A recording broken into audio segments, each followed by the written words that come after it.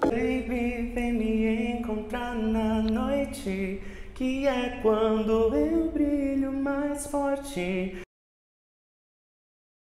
Eu sou Yvonne House, eu sou artista pop aqui da Zona Leste de São Paulo.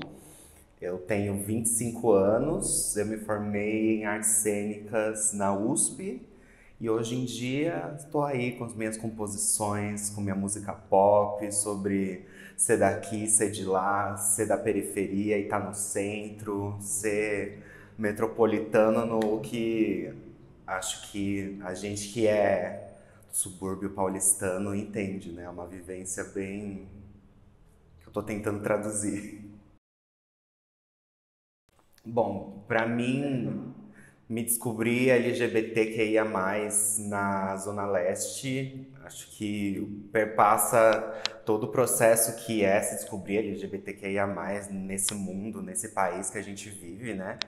E principalmente na questão de ser da Zona Leste, acho que diz respeito um pouco ao que eu podia ser na periferia e o que eu podia ser no centro. Que partes de mim eu podia ir revelando conforme os espaços que eu frequentava. Assim, os espaços da periferia, eu sentia que tinha um olhar de censura um pouco mais latente, e no centro, como tinha onde as pessoas iguais a mim, né, se encontravam e estavam talvez longe de um olhar parental, as pessoas se expressavam mais. Então eu fui meio que descobrindo esse equilíbrio e descobrindo como que eu também me colocava, né, não ficava só meio que dependendo de estar no centro, sendo que eu moro na periferia, descobrindo como que eu me identificava, né, e botava minha identidade para jogo e minha expressão em qualquer lugar que eu estivesse.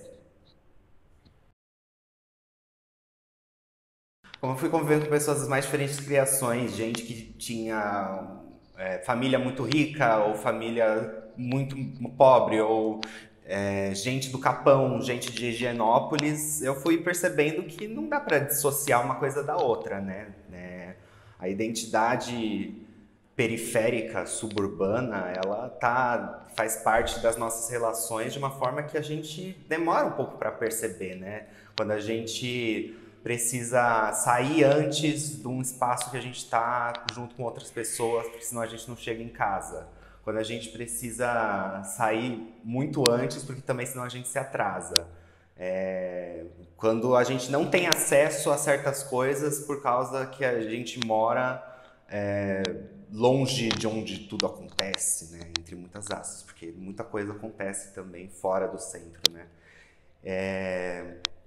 Então acho que tudo isso foi acumulando e eu fui percebendo o peso disso nas minhas relações, assim. E acho que hoje eu tento não dissociar isso, não separar isso da minha arte, do meu trabalho, né? Eu sempre tento criar e expressar essa relação de estar pertencer de um lugar e estar em outro, né? E poder estar em todos os lugares, porque acho que também passa pela vivência periférica e LGBT, a gente vê várias portas sendo fechadas, né, na nossa frente, vários espaços que a gente acha que a gente tem direito a ter acesso, a gente vai tomando várias portas, né, e a gente tem as portas que me foram abertas ou que eu consegui abrir, eu tento botar a bandeira de onde eu vim, né, para mostrar que eu sou uma pessoa que veio desse lugar e que conquistei esse lugar. Minha trajetória como artista, eu comecei nas artes cênicas, né? Eu entrei na USP em 2014, e antes já fazia arte amadora, né? Mas era mais eu já desenhei, eu já pintei, eu já escrevi, eu já fiz teatro, eu fiz a faculdade de artes cênicas porque eu achei que fosse ser o lugar onde eu ia me especializar em estar no palco, no tablado, as artes da presença. E, e nisso eu fui, assim, eu já tinha vontade de trabalhar com música, mas até eu chegar no ponto de botar minhas composições no mundo, de mostrar isso para as pessoas e de assumir que mais do que uma pessoa do teatro era uma pessoa das artes e talvez dentro dessas artes, principalmente da música, foi um longo processo, assim, foi uma vida inteira até chegar aqui e ainda espero que seja uma vida inteira continuando nesse caminho, né? Porque eu acho que a música ela é um veículo, né, dentro das formas de arte, um dos mais fáceis de se transmitir, né? A música está presente no nosso dia a dia até quando a gente música de elevador, né? A gente está escutando uma música. Às vezes teatro, a gente precisa ir até o teatro. Poema, a gente tem que pegar para ler um poema, mas a música tá em todo lugar. Então, eu cheguei para chegar até a música, acho que foi um pouco nesse caminho de tentar ter essa via onde minha mensagem poderia se espalhar para o maior número de pessoas possível, ou que as pessoas fosse o veículo que as pessoas mais pudessem se identificar, de mais fácil acesso, né? Porque também tem dificuldade de acesso à arte, né? À cultura no nosso país, valorizem a arte, gente, a cultura é importante. Pra mim, surpreendente, né? Eu fui lá, assim, com a cara e com a coragem, com uma música que eu tinha recém-lançado, que eu acreditava muito, que eu ainda acredito muito, que é a minha música Rolê, e que fala sobre, né, a gente tá mal e querer beber e se afogar as mágoas junto com as pessoas que a gente gosta. E pelo visto deu certo, né? Foi muito bom ver o público, né? Na época que ainda tinha público, antes de a gente imaginar que qualquer coisa fosse acontecer, foi assim uma grande satisfação, uma gratidão, todas essas coisas, porque né, a gente não faz arte pela validação, né? Mas quando a gente vê que aquilo que sei lá, né? Eu acho que essa música eu escrevi para as pessoas dançarem, cantarem junto. Se elas cantaram e dançaram junto e eu ganhei um prêmio por causa disso, eu gosto de acreditar que foi um trabalho bem feito, né? A minha música Noite, eu acho que é a música que eu tentei consagrar isso tudo, essa vivência, porque o refrão é Baby, vem me encontrar na noite, que é quando eu brilho mais forte. E acho que pra mim foi essa vivência assim de poxa, né? Eu me maquiava no ônibus, eu pegava o busão pro metrô, na condução, assim, linha vermelha, fazendo um olho, porque na época eu não tinha elaborado ainda que não tinha a cara e a coragem de sair de casa montado, né? Acho que, não sei, acho que tem muita gente que passa por perrengues assim, ou que às vezes nem vai se montar no ônibus, a pessoa só vai não se montar, mas por uma censura, por uma reprovação, né? A gente acha que a gente já evoluiu muito, mas a gente ainda tem muito a evoluir. Então, essa minha música, eu acho que ela é bem imagética disso, ela retrata bem isso porque eu tentei mostrar essa transformação que acontece quando a gente às vezes vive uma vida que é meio sem graça, meio sem cor, que a gente não vê muito brilho das coisas e quando a gente tem a oportunidade de um véu noturno, uma atmosfera meio boêmia, meio ébria, assim, a gente pode botar o nosso manto de lantejoulas e ser feliz, né? Botar nossas penas e arrasar, assim, né? Dançar numa pista cheia de luzes e por que não, né? Acho que não tem uma cara de uma pessoa que tem direito a isso. Então, acho que é um pouco sobre esse processo, essa de aceitação, que a gente tem muito brilho para dar, que a gente tem muita música para botar no mundo e muita coisa para viver junto.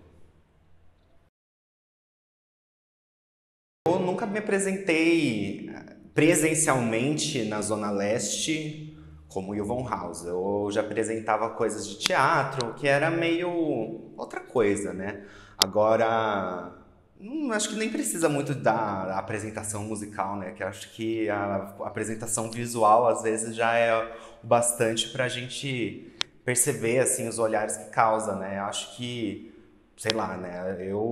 A juventude periférica vai pro centro, então tem uma convivência, tem um espaço em comum quando eu vou para lá que a gente percebe, né? Tem certos marcadores visuais, sociais e musicais também, que a gente vê, né? Poxa, essa galera tem cara de que veio da mesma estação que eu, essa galera também. E aí eu sinto que tem esse espaço de comunhão, né? Mas quando todo esse brilho, esse glamour, essas coisas todas, que às vezes parece que o lugar é só na Rua Augusta, por exemplo, só numa Avenida Paulista, em época de parada do orgulho, quando elas começam a transbordar para a periferia, às vezes não é nem a da juventude que olha torto, né? Mas tem, assim, a tiazinha que olha daquele jeito, que às vezes não vai te censurar falando, mas que vai, com certeza,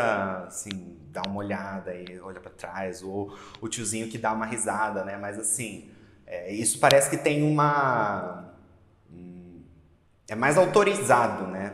Socialmente, esse tipo de